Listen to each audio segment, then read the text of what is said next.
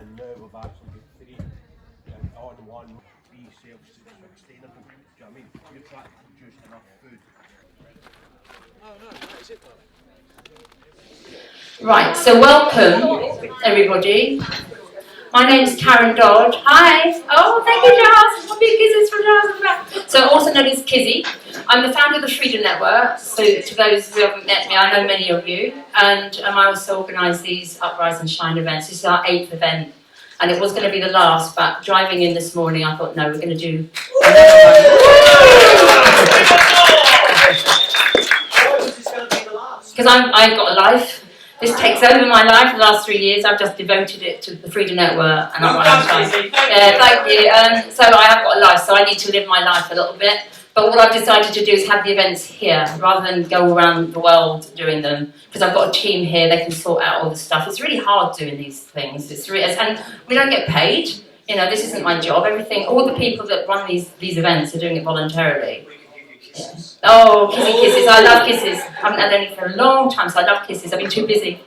Anyway, enough about that. So, 8th event, there will be more coming. End of the summer, it will be a camping event. And obviously, this isn't camping because it's a bit nippy, isn't it? You don't want to be out there in the cold. So, a little bit of housekeeping. I think those of you that have come in, there's a toilet outside, there's 2 toilets down there, there's food throughout the day. At the cafe down there, if you haven't seen that already.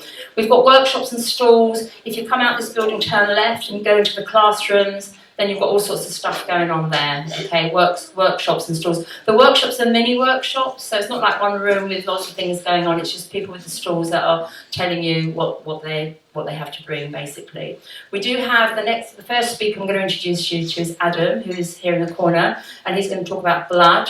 Now you've got an opportunity to have your blood tested and checked and analysed with Adam. He's in the classrooms around the corner, so sign up with him. It's amazing, absolutely amazing. So whether you've got pure blood, like me, I think most of us have got pure blood, but if you haven't, if you've got funny little things in there, that's fine as well. Go and see Adam and he'll tell you what you've got, what you haven't got. And then we've also got Fanny Barr, who is going to be doing the music, the sound healing session. She's over there as well, and she's doing amazing massage. I really highly recommend her massage. It's not just massage, it's using sound and didgeridoos and all sorts of stuff. It's incredible. And then we have the speakers as they go on. So I'll come and introduce the speakers, or somebody else would introduce them if I get a bit worn out from speaking. What else I was going to say? The people that have come here, like Adam's come all the way down from Cumbria, it's a hell of a long way. It took him 8 hours to come. So we really appreciate these people that give up their time to get here. And Fanny, for instance, she's come from the Isle of Wight as well. Not as far, but it's taken her a day to get here as well. So there's a huge amount of effort that goes into this. And it's about bringing like-minded people in. Yeah, by all means, come past. Like-minded people together, or people that want to learn about the reality of what's going on. Most of the conferences that I've organised in the past, there hasn't been a theme. This one is a little bit more of a theme because it's kind of a spiritual element to it. That's what I'm trying to bring in, the mysteries and the spiritual. Because in my opinion, and everything I speak about is my opinion, we're in a spiritual kind of war going on here. You know, anybody else have my opinion? Yeah, so there's a spiritual battle. So it's kind of an undercurrent, and I think that's the way forward to get out of it. That's what we need to work very much inside. It's very much inside. We can go outside and have gatherings and communities, which is brilliant, but you've got to do the work inside first of all. And so the people that I'm bringing together here with the workshops and stuff, that's what they're going to be talking about or offering up.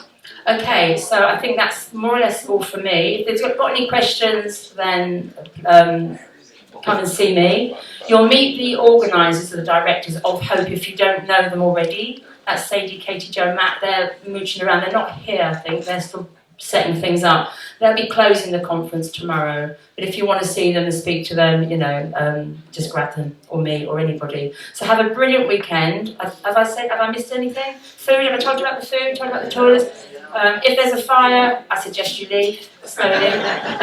The things obviously don't always go to plan. I will try and keep to the schedule, like my life, it hasn't gone to plan, but I don't think any of our lives has gone to plan in the last 3 years, has it? It's all been turned upside down. So it's exciting times to be living in, biblical times, magical times, and I really find it very exciting if we leave this 3-dimensional shit well behind and get on with the stuff. That's why we all are here.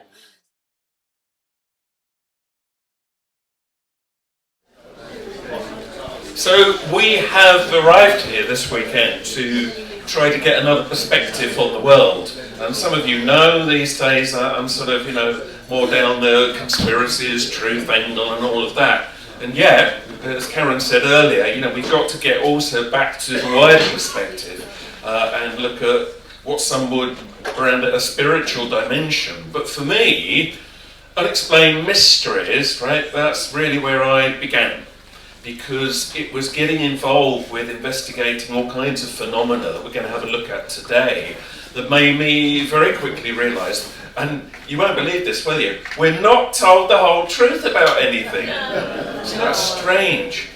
So it was this world that brought me into that. But I still think that this world of unexplained mysteries, and indeed what are very likely cover-ups, is worth reinvestigating, because it's so easy to get kind of pulled into all the things we're worried about at the moment and lose that wider perspective that there are strange things going on in the world that we should be speaking about, and they have a relationship to all the other concerns we have, and we'll make a few of those links as we go through. So I'm going to begin by showing you a video. There's no sound, right? Just watch this. And some of you may well have seen this before. If you haven't seen it before, right, it goes on for a couple of minutes. This is something which is at least slightly bizarre. It spirals up, you can see it over the mountains there, and it goes through a number of phases. And you'll see in a minute it sort of turns into this big black sort of hole in the sky. So it's quite extraordinary, because when I show this to people, most people do not remember ever seeing this before, and yet nearly everybody has. Because this was headline news back in 2009. It was on the television, it was in the newspapers, and for a brief time everybody was speaking about this weird spiral in the sky. It's real. It was filmed over Norway in 2009, and we have many thousands of witnesses to it, and indeed many, many images from various angles. So there's no question at all that it was there. And it went on for quite some time, so do look it up. Let's just look up the Norway spiral. Now, the interesting thing was that this did get wide coverage, and back then nobody really knew what it was. Was it atmospheric phenomena? Was it some secret weapon being tested? Was it a UFO? And so on. But what was interesting was that just a few days later, the press suddenly released a cover story, or the media did, which said, oh, that spiral, well, yeah, there's no need to worry about that. Because all it was, and this would have another connotation today, of course, all it was, apparently, was a Russian missile going wrong. Nothing to worry about at all, Right, and here, but ironically, right, this is the piece of video they released showing you an American missile going wrong. Now, right, yes, that wobbly bit there, that might explain that wobbly bit there, but there's certainly no known missile, which is what they say, going around and around, creating that kind of spiral. Now, in the world that we're in today, of Elon Musk and SpaceX and all of this, we now know that this is very likely some kind of experiment involving rockets that they don't want us to know too much about. But of course you can't hide them when they're high up in the sky. Now that's not really the point that I want to make. The point is that then, when other spirals began to get filmed all around the world, what was the big difference with all the later ones? The big difference was that these didn't get reported in the mainstream. So suddenly, it was like somebody has said to the press, oh, please don't talk about those anymore, and they don't. And so now, although this is a recurring phenomenon seen around the world, that was in Australia, that was in the Middle East, that was in Mexico, and there's many, many others, it's not news anymore. So it's been removed from public view. And this is a lesson that I learned very early on in investigating unexplained mysteries, because that was the doorway for me to realise that, hey, they are not telling the truth about things that are going on a very wide level. And I'm going to go right back to my basics for a couple of minutes here to talk about a phenomenon some of you will know something about, no doubt. That's the phenomenon of crop circles. You can laugh, you can say they're all man-made, you can say all the usual things, but can you 100% hand on heart explain every one? And the answer is no, you can't. because nobody ever has. Now, I'm aware that some of these are man-made, of course, but I'm also aware that there are many that are really hard to explain that way. And in brief, they've been going on for centuries. You've got records going back to the 1600s. You've got eyewitness accounts. There's videos out there, people argue about them, but people see these things occur within seconds in front of their eyes. There are biological anomalies occurring in the plants, strange chemical imbalances in the soil, and so on. Incredible mathematics. We could be here all day. There's a whole talk we could do about it, but that's for another time. The point is that we're all told, no, ignore all of that. They're all made by people with bits of wood. And some of them are, but that is not the whole answer. When you look at the evidence, you realise that whether you think that the unknown ones are made by extraterrestrials or natural forces or psychic forces or whatever it may be, we need a better explanation than the routine ones that were offered in the mainstream. But the main point that I want to make today about this phenomenon is this, that like the spirals in the sky, they are no longer considered news. There used to be a time when even to debunk them, they'd be all over the press, you'd see them on the telly. Now, very occasionally, and usually if they do report them, usually pretty tongue-in-cheek, it's, in a way to make them look small. But the main thing is most people think it all went away years ago. And that's the public perception. This all ended in the 90s. Well, let's put that to the truth, shall we? So let's have a look at the last few summers, just to give you a few examples of what's been going on in recent years. So we'll begin in 2019. And, don't forget, many newspapers have put out stories definitively saying this finished, right? Well, as you can see, really it has not. And then, interestingly, when we got to 2020, right, like it or not, the first big lockdown year, lots of the cynics said, well, all those naughty people that make all the crop circles, they won't be out this year, will they? Ho, ho, ho. Well, something was, because we had a good year for crop circles. We had lockdown crop circles. Some there thought that even looked like a virus, so, make of that what you will. So no, not even a pandemic's going to put off the crop circles or talk of a pandemic. And the point that I'm making here is, right, this just goes on. What about 2021? And the fact that I'm rattling through now, I say, oh, there's a few more, makes you realise one thing. That there's clearly something out there that somebody doesn't want us to be talking about. And you can always be very sure that when somebody doesn't want you to talk about something, there's something worth talking about. And just to bring you as up to date as I can today, nothing yet this year, won't be long. Let's have a look at last summer. So a much quieter year than some, but nonetheless, as you can see, some very, very interesting ones. By the way, that one there is binary code, and it translates as the word love. That's interesting, isn't it? So we've had the occasional one you can decode. Here's a few more from last summer. It looked a bit Masonic to some people. Make it up. But listen, the point is, right, we're not going to get into all the arguments again today. For those that always hit me with, yeah, but they're all man-made, mate, you know what? I actually don't give a stuff, because even if you're going to say that you think they're all man-made, you've still got to say why these symbols, why now? They didn't come out of nowhere. They were divined then through the collective. And whether you think that's the human collective or the wider, weirder collective, does it matter? These things are here, and they're now, and they're still going on. But the point for this presentation is that most people don't know that is even happening. That's going on in your country. Some of them weren't even that far from here. Had you known they were there, right, you could have got in your car and gone and seen them. Now later on, right, there's no room here, but on one of the tables outside, I'll put some leaflets out with some websites, and you can have a look at, what's been going on with all kinds of mysteries. So have a look out there later. We'll stick a few bits of paper out there. So unexplained mysteries are not really very welcome in the mainstream, unless it's in the world of fiction. Now this is an interesting one. Go back in your minds to, I think it was 1993, and the X-Files arrived, right?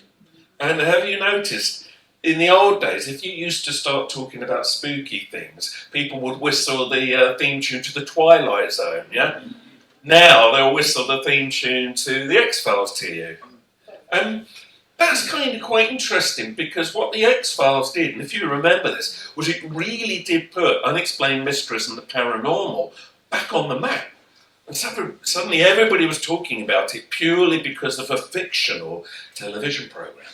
But of course, many believed that the scripts were based on real things. And certainly some of the script writers have admitted, yeah, they kind of worked in real claims and turned them into fiction. So we all kind of got entertained by it, and we got drawn in by it. But many people might not have realised that actually it's basically telling you, yeah, this is how the world works. There are things they're not telling you. And we'll see later on how the X-Files did manage to predict at least one thing which did then come true in the real world. So the point here is, though, that we're comfortable with weird stuff when it's in the world of entertainment. When it gets a little bit too close to real life, people back off. Maybe not us, but a lot of people go, oh, I don't want to know any more about that.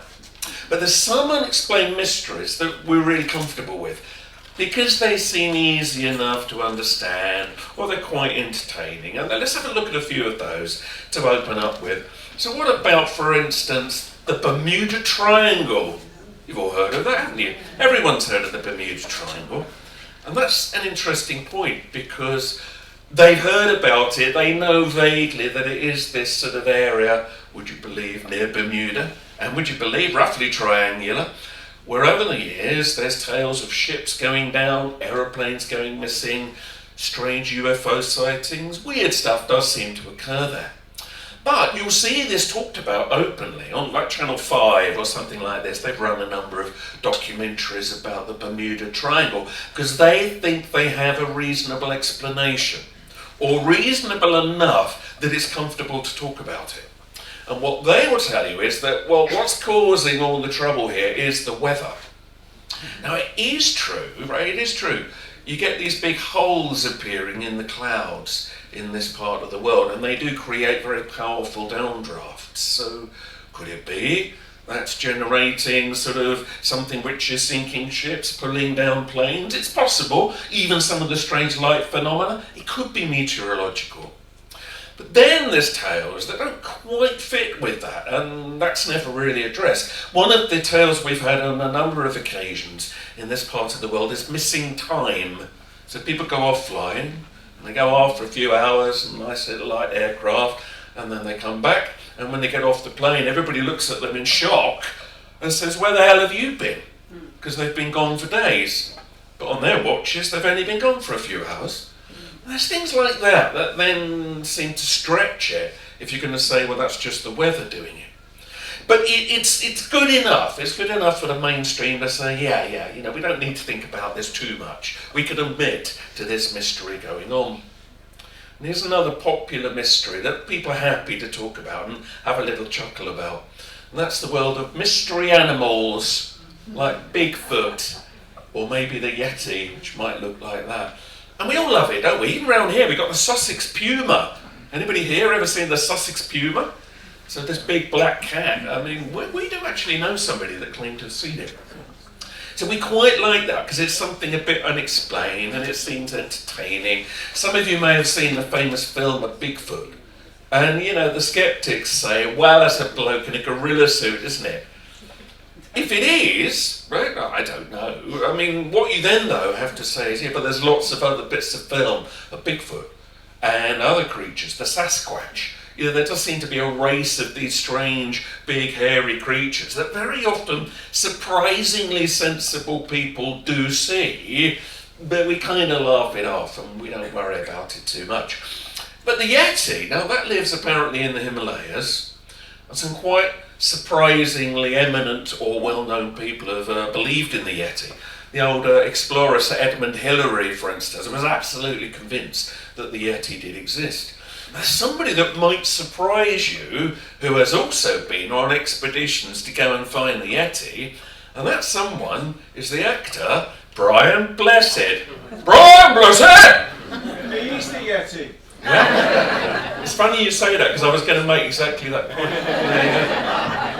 Is Brian Blessed the Yeti? But listen, do you remember years ago there used to be the Esther Ranson chat show on on, I think BBC Two. I was on that once with Brian Blessed, Marcus Allen, and we were talking about our interests in the unknown. And I had a long chat with Brian afterwards, and in between the swearing, I realised he really, really does take this seriously. He's not being silly. He absolutely is convinced the Yeti's real. Now, he's one of those people that have been up to where the Yeti gets seen, and they talk to the locals. And the locals collect the fur. So this thing apparently leaves its fur on, fences, stones and that. And in recent years, there have been labs analysing the DNA. Now, there is a claim from an American lab that they reckon, by looking at the DNA, that the Yeti is real, but that what it is an unusual species of bear, a cross between a grizzly bear and a polar bear. And of course, there's arguments about it, but I mean, that's their view. That would make some kind of sense to me, because I don't think people are seeing nothing. And obviously, we're not talking about one creature, we are talking about a species, and it's been hundreds of years that people have been seeing these things. What you find in the world of mystery research, and I'm just breaking you in gently here with this kind of light stuff, is that there's often a grey area. It's not quite nothing, but it's not necessarily everything people say. It's not an alien maybe, or a monster, but there's something. There's something there. And to bring this a little bit closer to home, I mean, what about the Loch Ness Monster, eh? Now, it's so easy not to talk about this because it's a bit silly and people make fun of it. But I think we should look at it because it's a really good example of, again, the grey areas that you get in this kind of world of mystery research. So, for hundreds of years, very sensible, eminent, qualified people have been seeing the Loch Ness Monster, or a Loch Ness Monster.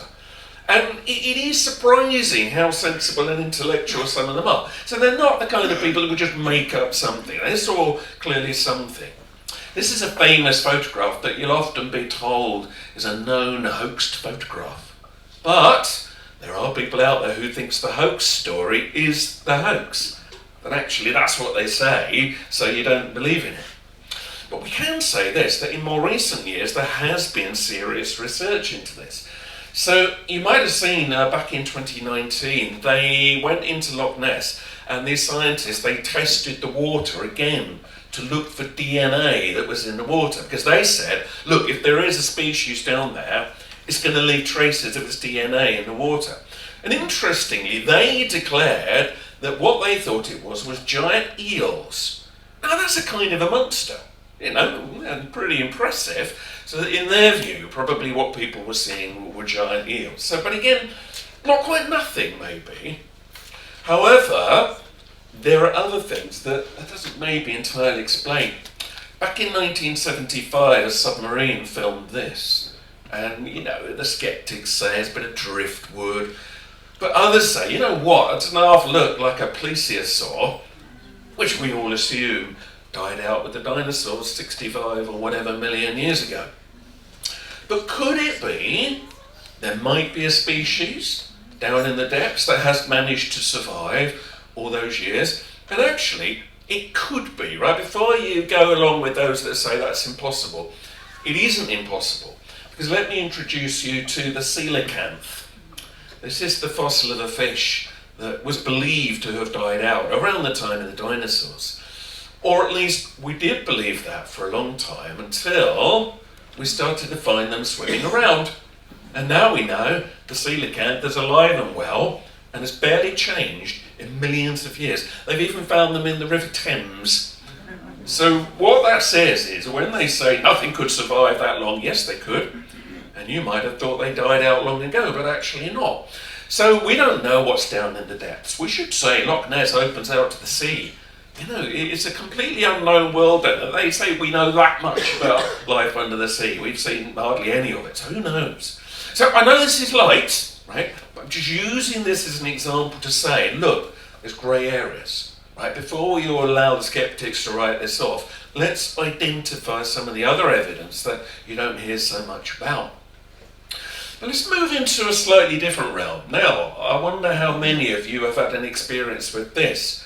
Because I think we should briefly talk about ghosts. Anybody here ever believe they've seen a ghost? Well, there you go, a lot of you. And that's all right, because you might be interested to know that around 1 in 10 people believe they've seen a ghost. Now that is an awful lot of the human population when you add all that up. And yes, you know, the skeptics say, yeah, it's in the mind, it's hallucination, they'll come up with some explanation. And yes, some sightings might be attributable to those things. But then there's a lot of other evidence that really is not so easy to sweep aside. Here's a couple of claimed classic ghost photographs. Are they real? I don't know. You see the little girl there standing there in a factory that was burning down. But we now live, of course, in an age of CCTV and cameras everywhere, and you'd be amazed how much of this stuff gets picked up all the time now, often from multiple cameras at different angles. And you've got poltergeist activity that gets picked up on security cameras.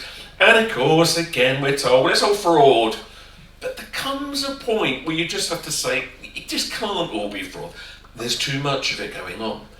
And when you put Radio 4 on there, they're so keen to say, well, it's either fraud or it's in the mind. Like that explains anything, but it doesn't. Because what that doesn't explain is how, for instance, many different people will often see the same ghost at the same time. You often get groups of people that witness ghosts. That's not one hallucination in one person's mind. Or, and talk to some of the staff that used to work at Hampton Court as a good example.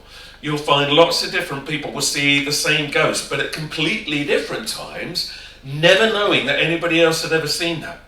That is not one stimulus in one person's brain. It isn't. That is clearly something that has some level of reality in our world, and clearly cameras sometimes pick them up.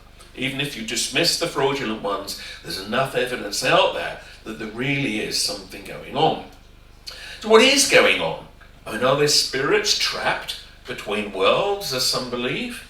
Is it some strange crack in time, replaying over and over?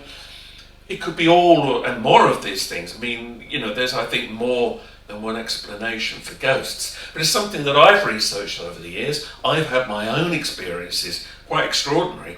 And I, therefore, am very open-minded to other people's experiences. I give a lot of talks to a lot of groups, often very mainstream.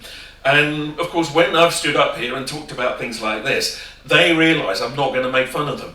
And so people share with me incredible stories that they've never shared before. And I keep a record of these now. And you'd be amazed how much really weird stuff is going on a daily basis.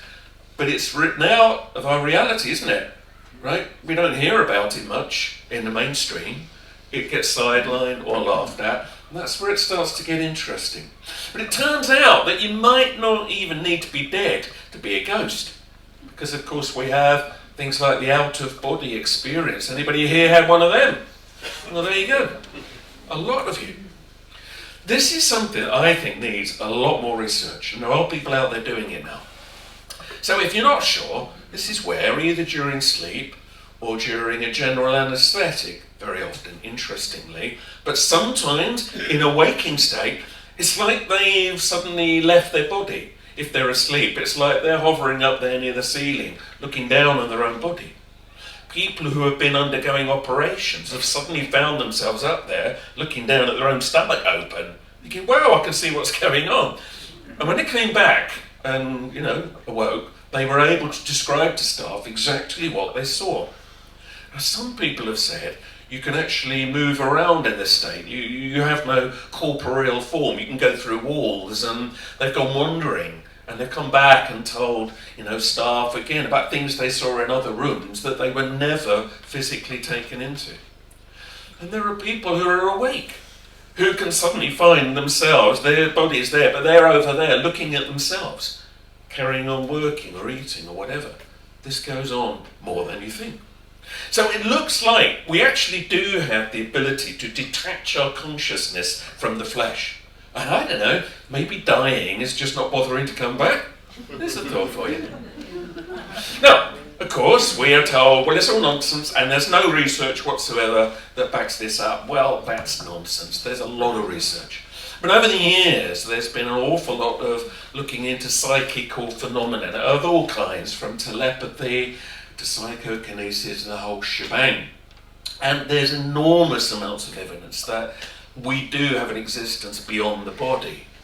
And I mean, if you look at the work carried out over the years by the US military and the Russian military, right, they know damn well that there is a phenomenon which is, let's call it psychic, for want of a better word today, because they've poured an awful lot of money into researching it. And although they've gone quiet about talking too openly about it, it's obvious they're carrying on. And why wouldn't they? Because if you could capture that, that would be a very useful facility to have, albeit for their own dark agendas. But it's clear, because you don't keep pursuing something that isn't real, it's clear that they've found that there is something here worth investigating. And I know this is a bit corny, but the other thing that is not talked about enough is that quantum research is definitely showing that the universe is the weirdest place you could ever imagine.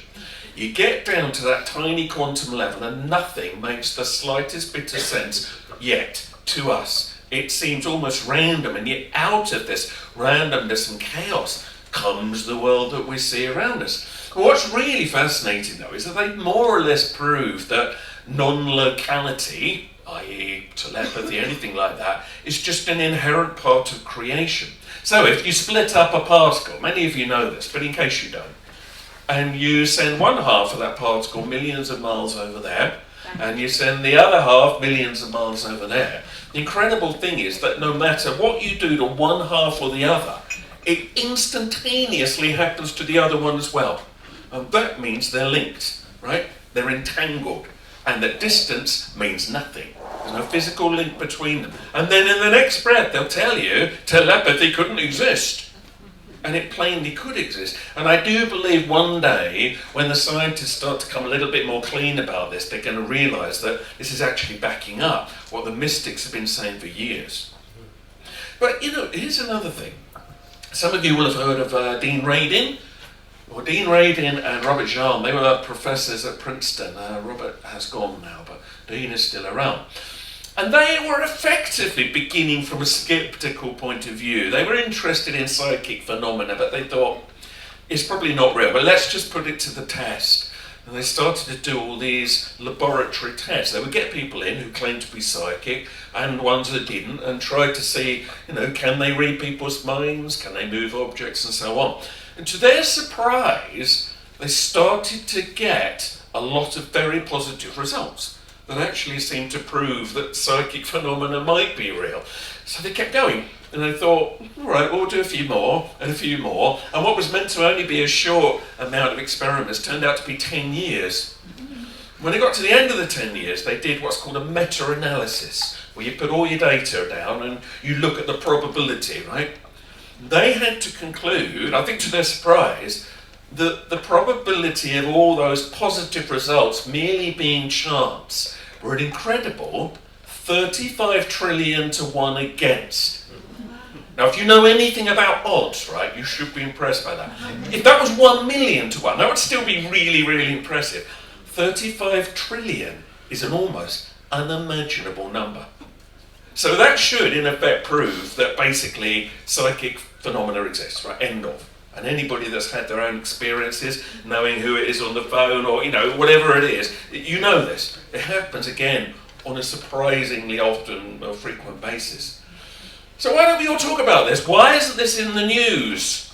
Why don't we hear about this kind of research at proper universities? No, you won't, because the people that have got the ear of the media are people like Richard Dawkins, or Brian Cox, or Robert Winston, and Professor Chris French, who some of you will know, who I've met, and he's a nice bloke, but he's always on the media saying that if you believe in something a bit weird, you're a bit weird, and none of it can be true.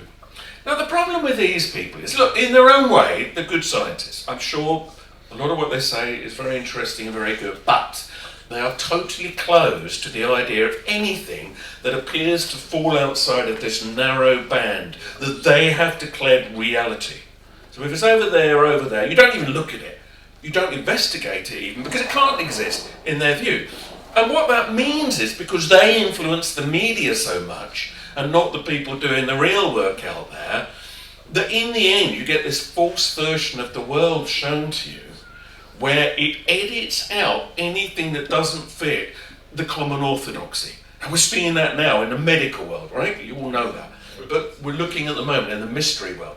So let's have a look at how that operates. Now, some of you might have seen a representation of this lady in a movie recently. Let's meet Philippa Langley.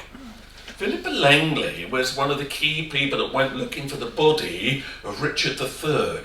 She might remember turned up in a car park in Leicester. So there's been a movie about this recently because she claims, and if you watch the original television programmes, you'll see her speaking very openly about it. She had a psychic vision or an intuition that led her to the exact spot. Now look, they knew there was a general area where the body was likely to be, yes. But she went right to the spot and it was a car park. And funnily enough, it had the letter R written right in white paint on the road. And she said, I know it's here. And of course people didn't really take her seriously. But anyway, they indulged her, dug down, and she was right. And there he was. But that was a massive embarrassment to all the academics who didn't like that. Because you're not supposed to make findings using psychic phenomena. And what she found was she got sidelined and nobody wanted to talk about that. And if you then watch some of the later television programmes they made about this, poor old Philippa, who was key to finding Richard, is shuffled off into the sidelines and you never barely hear a thing about her. What's interesting is, when they found the body of Richard, he had a notable kink in his spine. The academics have said that was Tudor propaganda and that when we find a body there'll be nothing wrong with his spine. They got that wrong. Actually, he did have an issue. And then they also said, and by the way, he won't look anything like the old Tudor paintings. But actually, they reconstruct the skull and he looked quite a lot like the old Tudor paintings. The point I'm making here is they were wrong. They got something wrong. They didn't apologise and the world just moves on. Philippa got something right using phenomena they don't like and nobody wants to talk about it. Bear this in mind. Had she had that psychic intuition and got it wrong, I bet we'd never heard the end of it. So some of you might have seen, this has been kind of balanced a bit. They made a movie called The Lost King, all about Philippa's journey and how she got shunned by the academic establishment. But that's the problem. So we live in this stupid world where if something falls out of like somebody's area of expertise, they deny it. They won't even look at it. If they're scientific, which to me is unscientific, but they would call it that, it gets edited out of our reality. And so of course in the end, and this journey of exploring mysteries led me to this point, you wonder what else is edited out on a daily basis. There must be all the time major findings, major news stories that simply are never reported. And by the way, we all like to say, well, we've all got smartphones, you can't hide anything. Yes, you can. Look at the spirals in the sky, filmed by thousands of people. Look at the crop circles, and yet the majority of people have no idea that's going on because they don't look beyond their noses, and of course they're not encouraged to. And this then begins to filter out to a number of other areas that are affecting us all today. Well, let's stick with the mysteries for the minute. So this is where you go from talking about unexplained mysteries to saying it does look like there's cover-ups, basically. And of course, lots of people have for a long time believed there are cover-ups. But then people will challenge you and say, yeah, what's your evidence for that then, mate? Well, okay, I think there are some areas we can absolutely show cover-ups have been in operation for a long time, especially now. And the example I'll give you today is the example of UFOs. Now, believe what you will, but strange things are flying around. I'm not saying that's a real picture, but it doesn't matter, it'll do. It's a good example of a classic flying saucer. Now, over the years, I have met, a bit like ghost experiences, so many pilots, soldiers, police personnel, sailors, sensible, qualified professionals with a lot of responsibility who've told me they have seen things like that. And often the very next thing they say is they were then told to shut up if they wanted to keep their job. Again, what a silly world we live in, eh? So that's interesting evidence to me, but of course there have been claims out there, for a long time, and they've all been denied. And the authorities said, rubbish, they're all mad, they're all drinking, blah, blah, blah. Oh, hang on, until 2021, when the US military starts to actually make statements saying, well, yeah, all right, maybe there is something going on. But we're not going to call them UFOs. We're going to rechristen these flying objects UAPs, unidentified aerial phenomena, which is totally different to UFO, of course.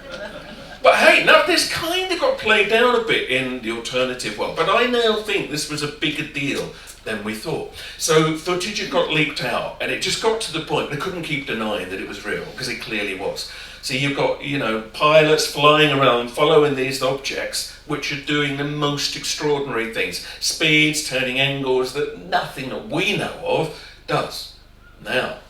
So now they've said it is real. They say they don't know what it is. They don't think it's alien, but they can't prove it's not alien. We're left in a really interesting position where if they are right and they've suggested it's foreign technology, well, boy, if it isn't really secretly their technology, they're in trouble. Because somebody in the world's got things doing the most extraordinary things that the Americans claim they haven't got. Now, believe what you will about this, but this is the quandary they've now got themselves into. They've admitted something utterly bizarre is going on, and they're not in control of it. Now, if it is alien, they're going to have to worry even more, because then you've got a force that has no interest in our rules and regulations that could one day, theoretically, come along and do what it wants to do with us. Now, of course, if it ever did get announced that aliens did officially exist, you know what would happen, don't you? Half of us would all go, fake! Yeah. Fake alien invasion, you're never going to win. You'll never know whether it's real or not, I'm afraid. That's the world we now live in. That's not really the point today. So the point is they've admitted something amazing is going on. So that therefore means they're basically admitted to being part of a cover-up for a very long time. And that cover-up's been going on for a long time. Here's the kind of document that you would get if you asked to see documents about UFOs. And they would release them, and they could say they'd release them, but rather sadly, there wasn't much left to read. So very literally, they had covered up everything about a phenomena they would then tell you doesn't exist. Right, so the whole thing's a form of madness. We see this madness in a number of areas. So, of course, then, you go back to Roswell. There's been so many things said about Roswell. It's very hard to get to the truth, really, of the Roswell incident, but I think it is clear when you look at it, something odd definitely occurred. So for those of you that don't remember, in 1947, in the town of Roswell, New Mexico, the Roswell Daily Record one day suddenly reported that a flying saucer had been captured. It had come down in a storm and crashed, and the military had retrieved it. Now, I'm going to show you an image that is not real, but it's a mock-up based on what they described, okay? So the classic disc in the desert, these grey alien bodies lying nearby. We'll look at them in a minute. So, of course, then journalists from around the world read this and thought, whoa, we're all off to Roswell. And they all turned up asking to see the aliens and the craft and so on. And then the military got fed up. So they had in the end to hold a press conference, and they sent this man out, Major Jesse Marcel, to show to the press conference fragments of a weather balloon. And they said, well, that's all it was that came down, only a weather balloon. Later on, they adjusted the story and said, all right, it was Project Mogul, which was this device to detect Soviet atomic tests. But anyway, they kept changing the story. That's immediately worrying. But we need to bear this in mind. When Marcel retired, he became one of a number of Roswell whistleblowers. And he and a number of key personnel have all said what they witnessed, in their view, was extraterrestrial, and it very definitely was not a weather balloon. But look, weather balloons have never explained the bodies anyway. This is from a movie about Roswell. There is claimed footage out there of the real alien bodies. It is very contentious. We don't need to go down that road today. But this is very typical of what gets seen. The grey beings, the very dark eyes. So we need to understand that they took the bodies, perhaps ill-advisedly, from the desert into the Roswell hospital. So there are civilian doctors and nurses on record who remember seeing the bodies. And then, of course, it soon became clear, hang on a minute, weather balloons, they don't explain the bodies, do they? So after years, and I mean decades later, they finally came up in the 1990s with the official explanation And apparently what the alien bodies were crash test dummies. Now, I don't know about you, I like to believe doctors and nurses know the difference between a body and a crash test dummy, but apparently not. So do think about that when you next get taken into hospital. Right? So there's clearly some level of cover-up here. I think we can say that. And of course, the world of conspiracy, and I say that actually without any apology, I'll come to that briefly in a minute, says the craft was retrieved, taken here. This is an aerial shot looking down on runways at the base called Area 51. It is real. It's a military test zone in Nevada. And years ago, when you could get nearer than you can today, people filmed all kinds of lights flying over these runways, performing acrobatics that no craft that we know of conventionally would do. So it looked like they were testing something. And then, of course, they realised people were seeing too much, and they pushed back the boundaries. You won't get near it now. But we have whistleblowers, like they're rather odd, but apparently it's now proved it did work there. Bob Lazar, look him up. He claims he's worked there. He claims down below those runways are hangars packed with extraterrestrial equipment and biology and all kinds of things. And of course, he says the military are trying to copy that to make their own modern military technology. But the interesting thing is, surprisingly eminent people have backed that up. For instance, the Canadian or ex-Canadian Defence Minister Paul Hillier has said that America is in touch with ETs. An Israeli general a couple of years ago backed that up, said the US military is definitely fully aware of ET. So you'd be amazed how many people in high places are now beginning to say that. Is that weird double bluff? Do we trust that? Again, you have to just see how it feels in your gut. But there's something bigger going on here than meets the eye. Oh, there is absolutely zero question that the most weird stuff's flying around. And whether you think it is alien or military or something else altogether, well, we can argue that forever. But there's something happening. And we've now seen, there's clearly been a cover-up. So now they've admitted, yeah, there is something happening. And yes, of course, much of this you could dismiss as mistaken identity, helicopters, blah, blah, blah. But there are enough sightings that are so key that you just can't explain them that way. But because they've been fudging for so long, we've had to talk to civilians for ages to try to get closer to what's going on. Every year, thousands of people claim they meet aliens, get taken on board spaceships, and we all chuckle, and we're all told to laugh at these people, but should we? I mean, A, we weren't there, we don't know, do we? And B, what is interesting is the consistency of the reports. And some of you might know that Harvard did a study into this years ago. Professor John Mack, decided, coming again from a skeptic view, that he was going to investigate people who had claimed they had alien encounters. And to his surprise, he found he was actually believing them. He put them under hypnotic regression and psychological analysis and decided, you know what? It's clear most of these people believe they're telling the truth. So whether you say this really happened or just happened in a realm of mind, does it even matter? There's some archetypal repeating experience that people are having now that matters. And I mean, one of the repeating stories is these weird operations. People claim they've had implants. Some, by the way, have then had them taken out of hospital, and then you never hear any more about it. It gets covered up, presumably. But the other thing that kind of takes me on really to the next stage of this talk is these beings, whatever you think they are very fond of telling people what's going to happen in our future. And some people have remembered what they were told by these creatures, and when it came back to normality, they wrote it down, and then would often watch some of these prophecies then come true in the real world. And one of the recurring prophecies made for a long time was that there would be a huge change to our world and our civilization that would begin in the year 2012. Now that was before anybody started to talk about the old Mayan prophecies, which we'll mention in a minute. It's like an independent thing. From that year, everything would start to go topsy-turvy. It would be a good thing, because everything needs to go topsy-turvy before it resettles, but that it would be, rather frightening to some people as we go through it. Well, that takes us a little bit back further in time for a moment. I want to talk about religious apparitions. Now, I'm not particularly a religious person, But I do think there's a real phenomenon here. So it's a recurring thing where people believe they see these religious figures. And it's often not just one person, it's thousands of people that witness something.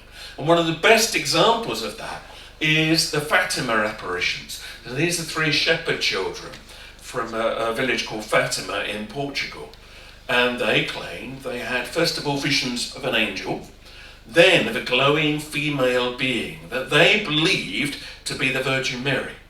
And this being then started to give them information, and they were told to pass it on to the local authorities. There's quite a lot of responsibility to give to 3 children.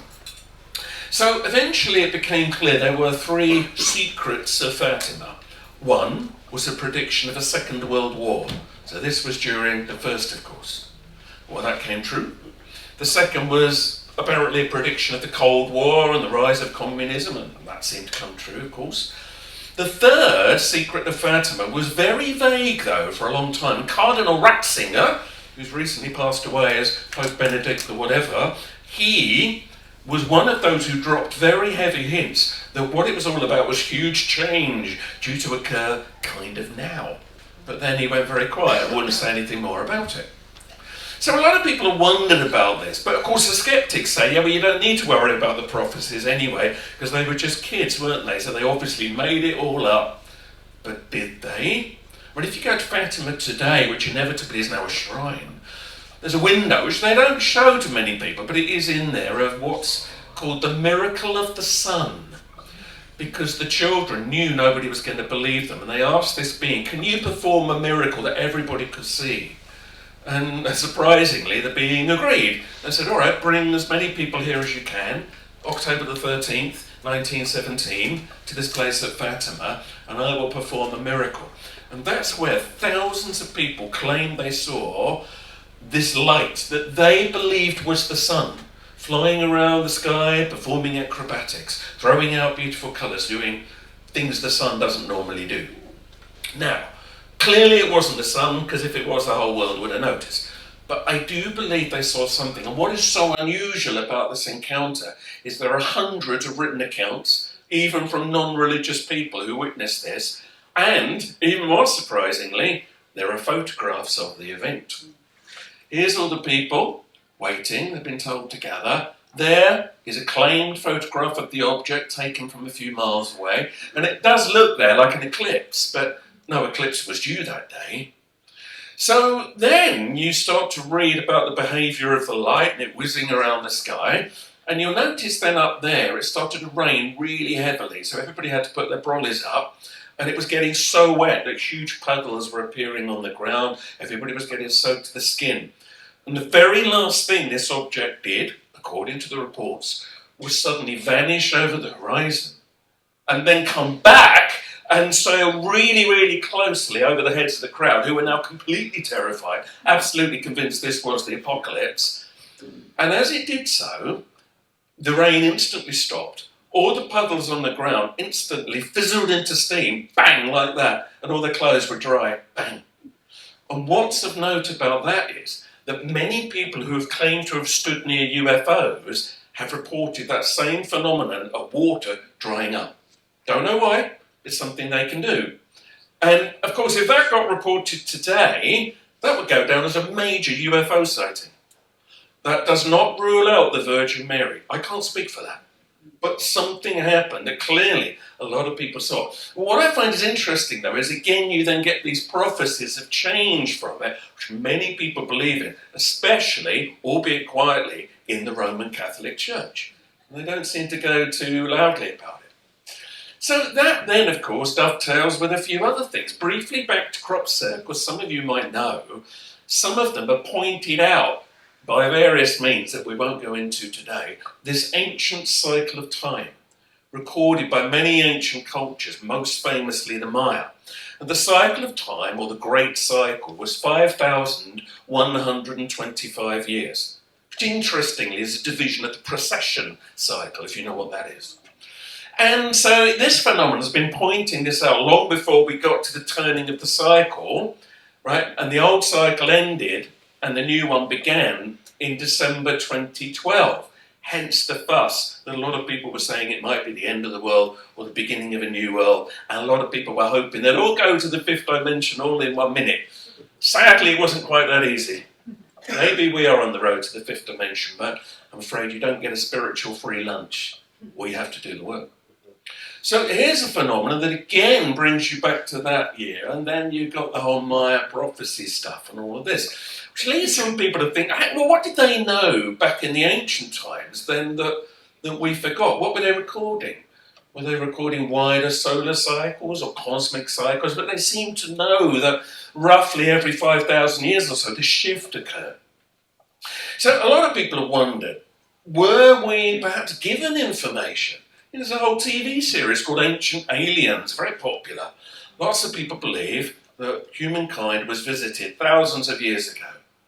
And one of the first people to put this out there is Erich von Däniken. Some of you will know. He's still around. He's in his 90s, still going incredibly.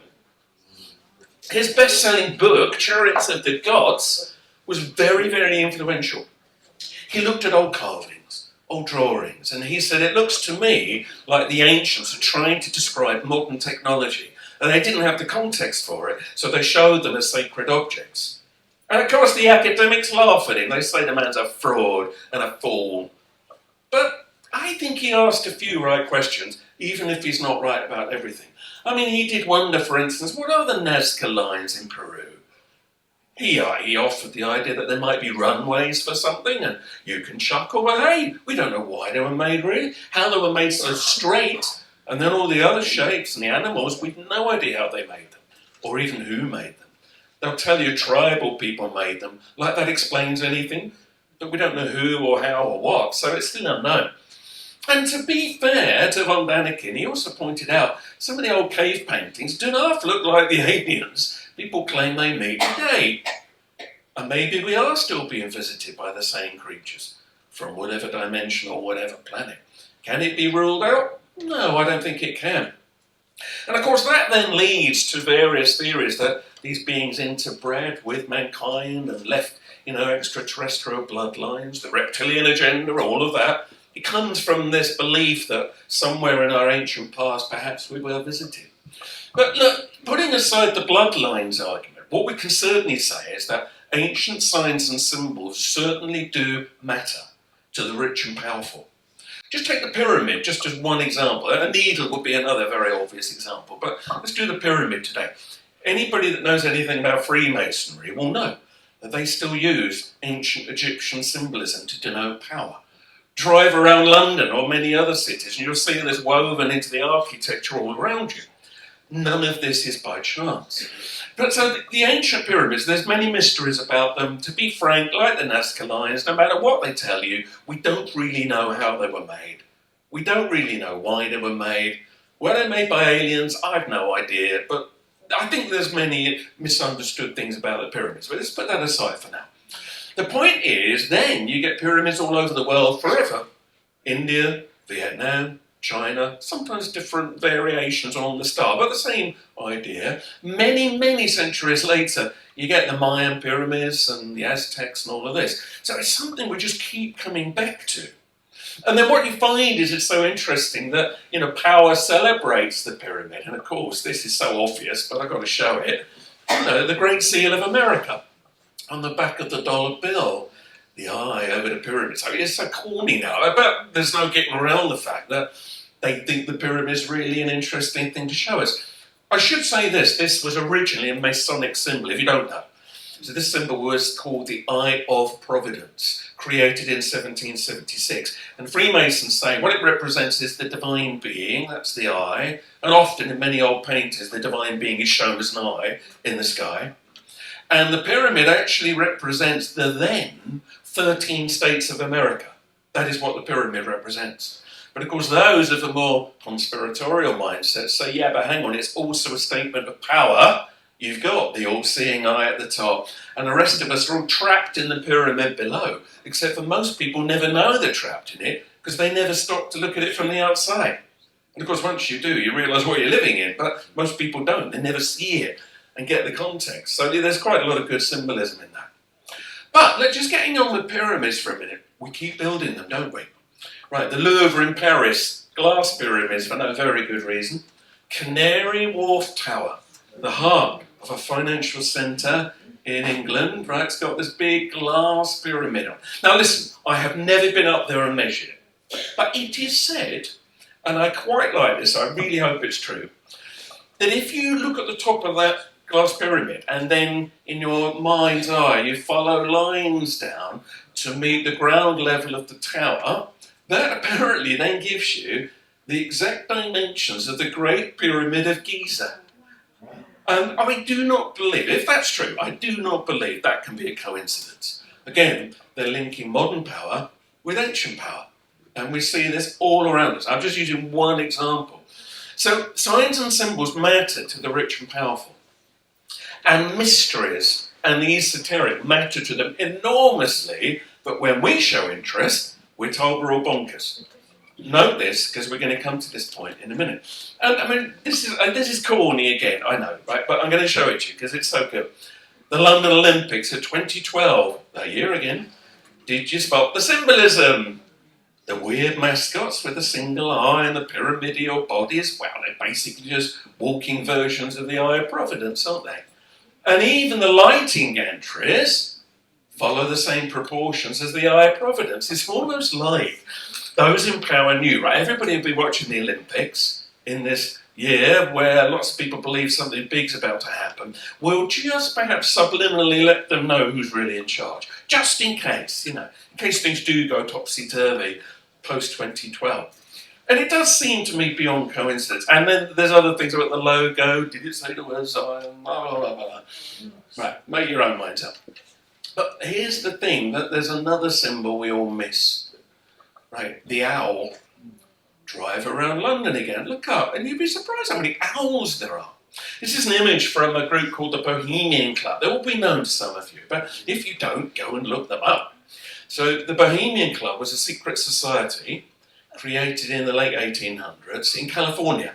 And it soon attracted, it began like artisans and creative people, but it soon attracted a following of politicians and very influential people and rich industrialists. And soon they bought their own land up and they called it Bohemian Grove in woods in California. And once a year they would do this weird ritual called the cremation of care, where they would sacrifice the effigy of a child, not a real child, but an effigy of one to a giant stone owl, as you do. And that this seemed perfectly reasonable and normal to them. Oh, there they are now. Here's the steppers. So the interesting thing is, so you might say, yeah, that's some kind of quaint bit of Victoriana, but then, of course, many of you know this, I know, you then realise this same ceremony still goes on today at Bohemian Grove, and then you look at the roll call of people that go, and it's your Bushes and Blairs and Kissingers and Nixons and anybody you've ever heard of, if they're male. Sorry, ladies. That's the way it works, you see, in their world. And they do this weird thing. And a lot of people think, yeah, that is kind of peculiar, that our world leaders are dressing up in funny robes and worshipping giant owls and sacrificing effigies of children to them. And then, if anybody accuses them of mass paedophilia, they get defensive. They say, well, you're hardly helping yourselves, are you, with this kind of thing?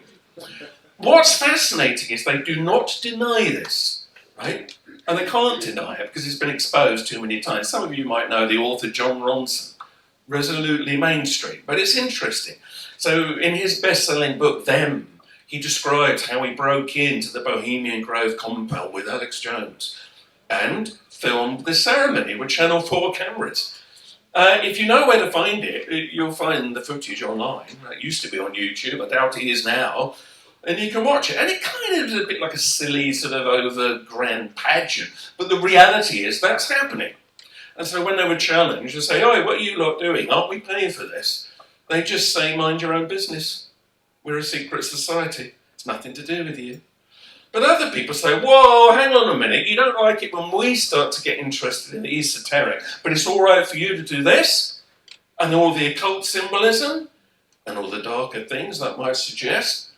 And then you realise, of course, that all the other controlling groups of the world, and this is old hat, but some of you might not know, from the Bilderbergs to the Trilateral Commission, the World Economic Forum, the Club of Rome, the Council on Foreign Relations, and so on and so on and so on, There are powers in the world with enormous influence over parliaments. They're undemocratic. We have no say directly over what they do, and yet they're influencing our lives. And so many of them, when you then look at the symbolism, all use esoteric or occult symbolism. But if we go there, we're told we're either naughty or mad. So there's clearly an imbalance. And then in the next breath, when we start to try to ask, hang on a minute, this isn't the way the world should run, what are we told? Right? We're told we're making it up. We're just conspiracy theorists. But in doing that, then they wonder, why would we ever think badly of them? Why do people think that we are puppets of powers who never declare themselves fully, with interests that are never declared fully? Why? Because it's so damned obvious they're not telling the truth. And then, of course, people will believe ever more conspiracy theory. I have no issue with conspiracy theory as a technical term. I don't like it being used as a term of abuse, which is, of course, now what it is. But there are conspiracies in the world. Sorry, folks, there are. And sometimes we don't always know what's going on. We have to theorise about them to get a little bit closer to them. So what's the problem? But of course, yeah, we're all dismissed as lunatics. So, that's why people doubt everything from the moon landings to 9/11 to Kennedy to Diana. We're not going to cover this today.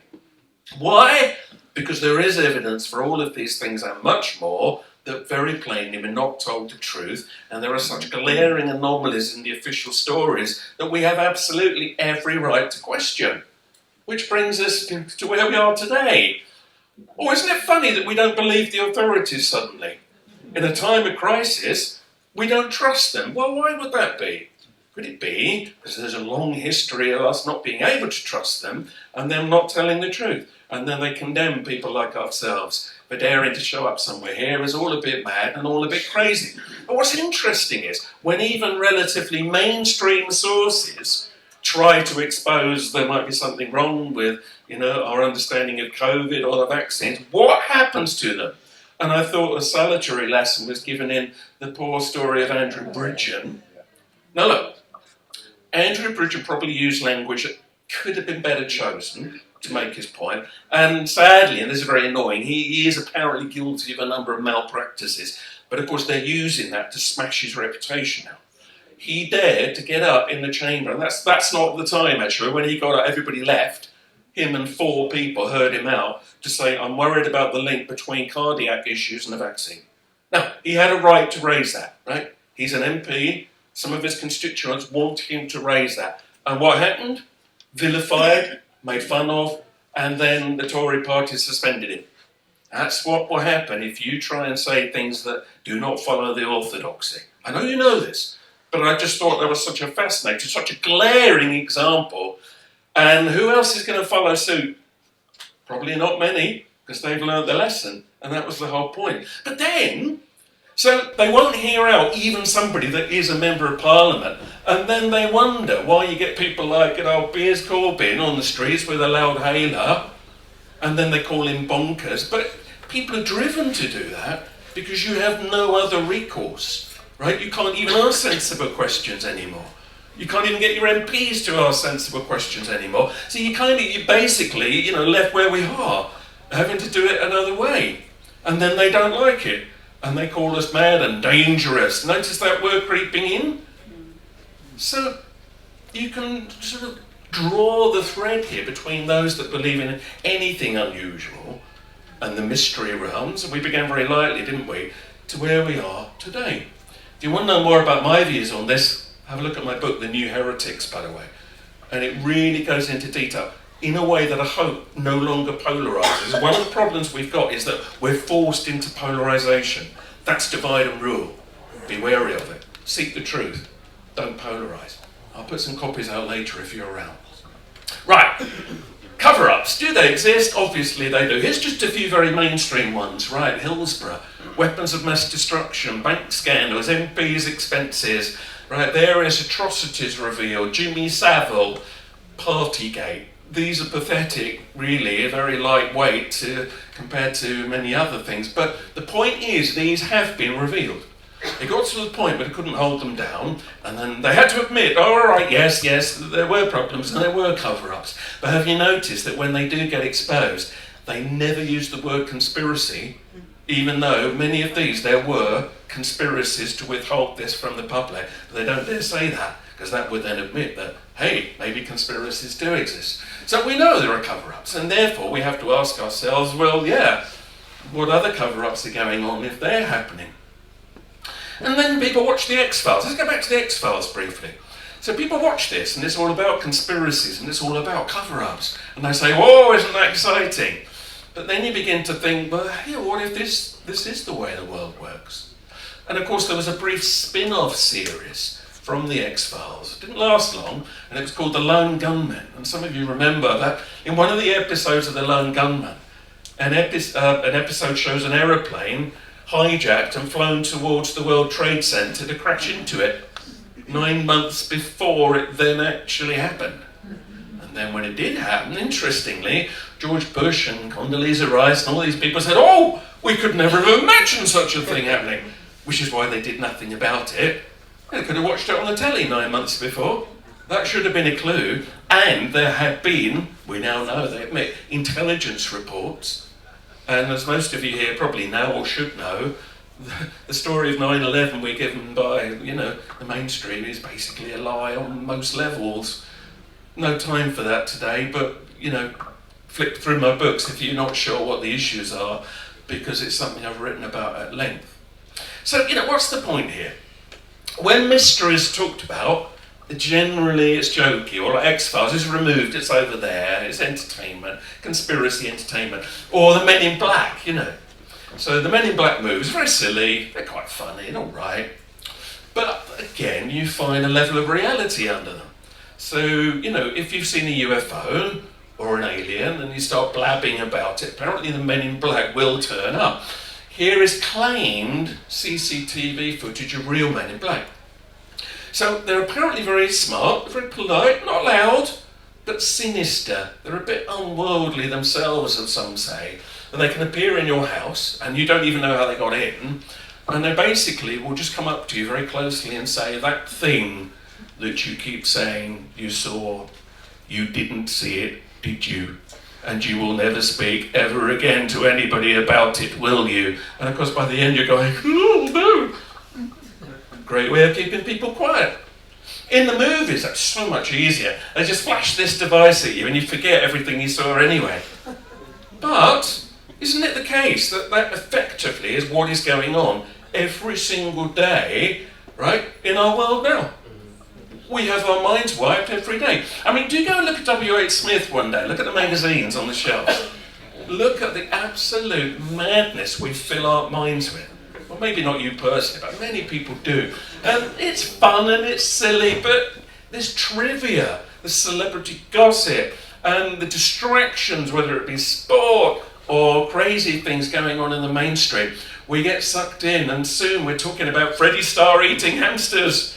He didn't, by the way, but anyway, that was a great story, wasn't it? And while we were talking about did he or didn't he eat the hamster, what was the public not thinking about? And of course, all the time we're focused onto this, all the important stuff is not reported, not discussed, and if you dare go there, you're the one called a mad person, not the people reading about this. And what I find so interesting is we know for a fact things that get denied turn out to be true. It's just a good mainstream example of that. This is something that was denied for years. People said if you see a thunderstorm from usually a long way away, and you look above the thunderclouds, you can see weird space lightning going up into space. And for years, scientists said, no, you can't, because that's impossible. You must be drinking. Until the space shuttle started to film them. And now we call them sprites. And there's various other kinds like this. And this is, to the eye, it's like a flicker. That's obviously a still image. They are the most extraordinary, incredible things you have ever seen. And we don't really understand them. We didn't think they could even exist. And they're present over most thunderstorms now. It's an amazing electrical effect. Look them up. But the point here is that was laughed at. You talked about this, that you saw one. Right? You're just another silly person. More obscurely, but not, I think, without interest. Right? Just another mainstream example, because these are important. It had been declared in the world of fluid dynamics, you could never have a hexagon in the atmosphere of a planet. But then, the Cassini craft flies over the pole of Saturn, And there's the biggest hexagon in the whole of the solar system, believed impossible until that day when the craft flew over and filmed it. If you believe it did, I know there's some that don't. I personally do believe it did. And there's this massive hexagon, and the point was they would have told you couldn't possibly have that. And then you go, oh, do they apologise? Do they adjust their models to any degree? No. They just carry on going, oh, we'd never imagined that. And what I find so interesting is, like, the founders of modern science, like Copernicus and Galileo, that we all look up to today, you know, in their day, they were mavericks. They were seen as crazy people, or worse, heretics, believing ridiculous things like, you know, what if the Earth went round the sun instead of the other way around? Well, who would believe that? Oh, except for now, we do believe it. That's just official accepted science. So how do we know the things that we're being told today could never happen or are wrong might turn out they could happen and they're right? Because every now and then you get vindication, and there's enough of that vindication around that this should be talked about a hell of a lot more than it is. And I know we're all trying to do our bit to try to get this out there. We've got a long way to go. But it is encouraging that at least now there are movements trying to talk about this. And to me, that is all part of that shift that the ancients knew about. I don't know entirely how they knew, but I do think they were onto something. If you look at the work that's carried out by people like, oh God, what's his name? His name's gone, but anyway, they've been taking ice core samples. Paul Laviolette, Dr. Paul Laviolette. They've been taking ice core. He hasn't, but mainstream science, and they found cosmic dust in certain repeating layers that suggest a cosmic cycle. And it might be wider, but the main thing that seems to leave the dust is the sun, which might in itself be susceptible to a wider cycle. People talk about galactic superwaves and all of this. And there is a roughly 5,000 year cycle that correlates very well with the great cycle in the ancients, with all their prophecies of change. And the sun has been doing all kinds of things over the last 40 years or so that we didn't even know it could do. High and low activity that was unusual. And a lot of scientists are saying this could profoundly affect the world, right? Whatever you believe about climate change, it will affect the climate in its own way. That's not something they talk about very often, is it? And it is almost certainly affecting us, because the electromagnetic fields of the solar system are changing dramatically. The Earth's magnetic fields are changing. Magnetic north is now hundreds of miles away from where it was only a century ago. Everything's in flux. Nobody talks about it, I think because they think it might panic people. That must be affecting us, because experiments show when you get a human person, a human, and you make them susceptible to electromagnetic waves in a laboratory, the way we think, what we see, everything completely changes. And maybe that's now happening on a very wide cycle, because the solar system is changing. Lots of people talk about dawns, we're at a new dawn of something or another, but maybe we are. And maybe every time this cycle comes around, we do make a leap as a civilization, because we are literally thinking differently. Our brains are working differently. And suddenly all the things we used to put up with, we don't. And we go, yeah, hang on a minute. And now everybody's standing up for their campaigns and what they believe in. And of course the powers that be are desperate to stop that. They want to go back to the status quo. And it strikes me that all the overtly paranormal mysteries are kind of lots of different things letting us know, gently sometimes, that there is something wider going on. When you see a symbol like that, or you see something incredible in the sky, it wakes you up. You think, whoa, hang on, I haven't heard about this on the news. And it draws people very often to a new place within them where they think, as I've done this journey, well, hang on a minute, they're clearly not telling the truth about even this. What else are they not telling the truth about? And of course, once you open up, it's extremely hard to go back. And then you discover that there is all this ancient knowledge out there and all of this. But of course, those at the tops of the pyramids, they do not want us to do that. That's the last thing they want, is an educated, wised up public, because then we're much harder to control. It's all right for them to dress up in robes and worship owls, but by God, if we go near anything weird, it's all over for us. So I think this is very important. And you all know that one way they're trying to do this now, keep this from us, is active censorship. I don't really need to preach to you about this, but the online world now is becoming effectively useless if you want to use any mainstream platforms for anything that questions orthodoxy at all. And even stuff like this, even UFOs, alien stuff, has been taken down. And now we're about to be in a country where they can brand something harmful, even if it's lawful, and stop people seeing it, especially young people, because if they see information that might be harmful, and there is some harmful information out there, but say they brand, say, conspiracy theory harmful, they can legitimately take it away, all of it. We're about to head into that world when that law gets passed. Yeah. So if you haven't looked up the online safety bill, there's good things about it, yeah, but there's a lot of very dangerous grey areas that will be absolutely used against alternative thinking. You can be very sure of that. Because what they want to do is take us back to this world, where all you had was the press, the radio, and the TV. They were very easy conduits of knowledge to control. But of course the internet was like the genie coming out of the bottle. And now they're desperate to stuff that genie back in. And they found a way to do it.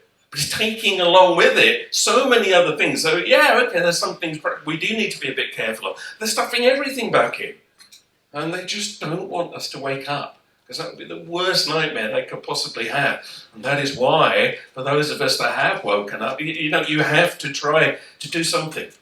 Talk to those that will listen, distribute information. Don't shout at them. Don't wave the fist, that won't work. You have to gently introduce them to the fact there's other stuff that they might not be hearing about in the mainstream.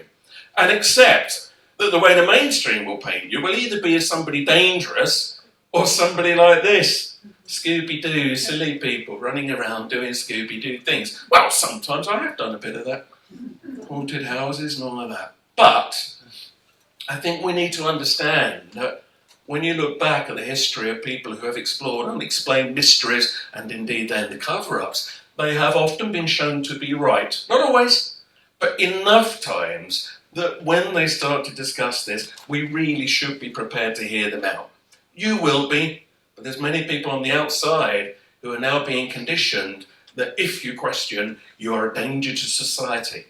We have to try to find a way to reverse that in a gentle way where we don't then appear to be a danger to society. There's a long way to go. And we all have to just do what we can do, whatever that is. You can't do everything, you're not going to save the world, but do one thing. Choose one thing that you feel you can influence and do that. And encourage others to do it. And then maybe, possibly, we'll get somewhere. So look, if you want to know anything about me and my work, do have a look at my website, truthagenda.org. So if it's not raining out there, I'll leave a few bits and bobs on the table in a few minutes when I come out. Have a look if you're curious to know more. But I hope that's drawn a few threads together. Well done for all being here, and hopefully I'll see you again. Right, many thanks for listening.